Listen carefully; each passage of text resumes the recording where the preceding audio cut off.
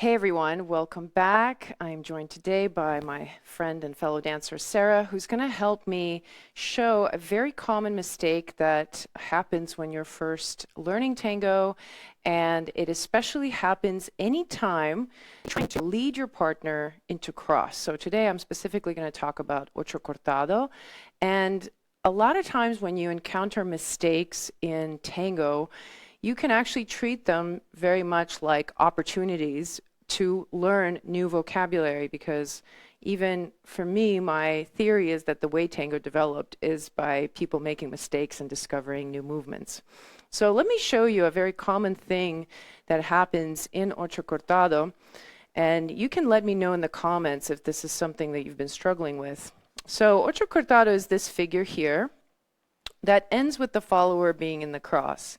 And a lot of times what will happen, instead of the follower crossing, they're going to go forward here. And that becomes really frustrating. And you think to yourself, why is it that sometimes I'm able to lead my partner to cross, and then other times I'm leading them and they're going into a forward step instead? And so this becomes a point of frustration. And whenever that happens in tango and you feel like, why certain things are not happening the way I'm expecting, I want you to automatically think about the embrace. So we're going to go to the embrace, and I'm going to teach you something really cool that actually comes from this challenge. And that is, the shape of your embrace is going to be dictating the different types of exits that the follower is going to do. And this is applicable across the board. So in terms of this possibility here, I can actually willfully lead her to take a forward step.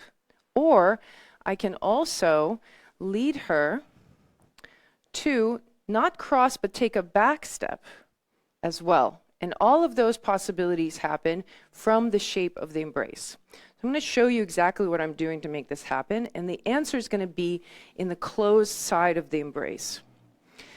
When I'm leading my follower to cross, what I want to make sure to do to organize the the closed side of the embrace, make it extremely round and rigid. So I'm not going to change the shape. So here it's as if I'm describing a rim of a bowl. So when I'm leading the cross, and I want to make sure that the follower goes in the cross, on the closed side of the embrace, I make sure the shape doesn't change.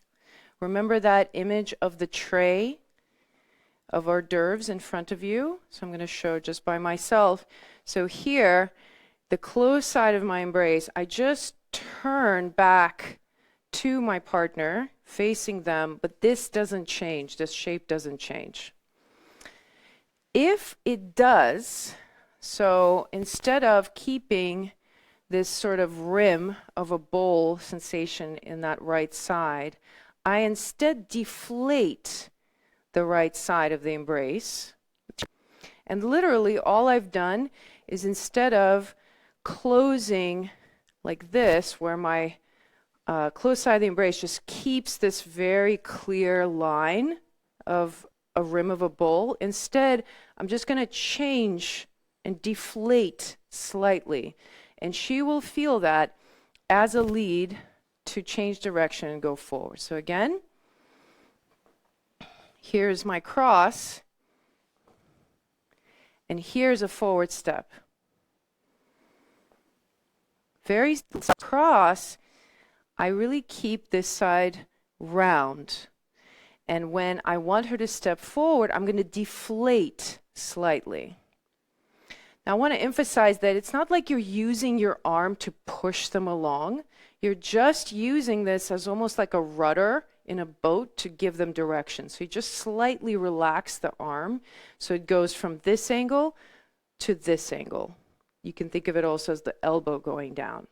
If I want my follower to go back from ocho cortado, at this point, what I need to do is just gently invade her space and not give her the opportunity to cross. So let me show it one more time.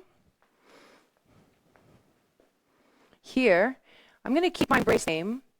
And notice what I do. I'm going to come forward here. And you see how I'm not giving her the space to cross.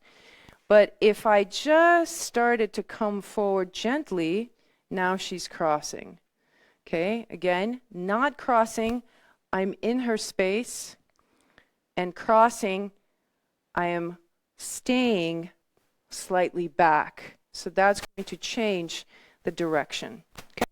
So the three possibilities, once again, you have the traditional exit, ocho cortado. You have a possibility of going into a forward step, or you do have the possibility also of leading a back step. Now, I want to finish with just reminding you that none of this is a mistake. And even when you're learning this move and you're trying to get your follower to do the cross and they're not, instead of fixating on the fact that you can't get them to do something, focus on what to do next. Use it as an improvisation technique. So if they do something unexpected, then just use it as an opportunity to do something else on the next step, right? Because that's a lot of times how we end up learning new vocabulary, is when the follower does something that we're not expecting. Okay, so try it out. Let me know how it works. If you have any questions, post them in the comments, and I'll see you next week. Ciao.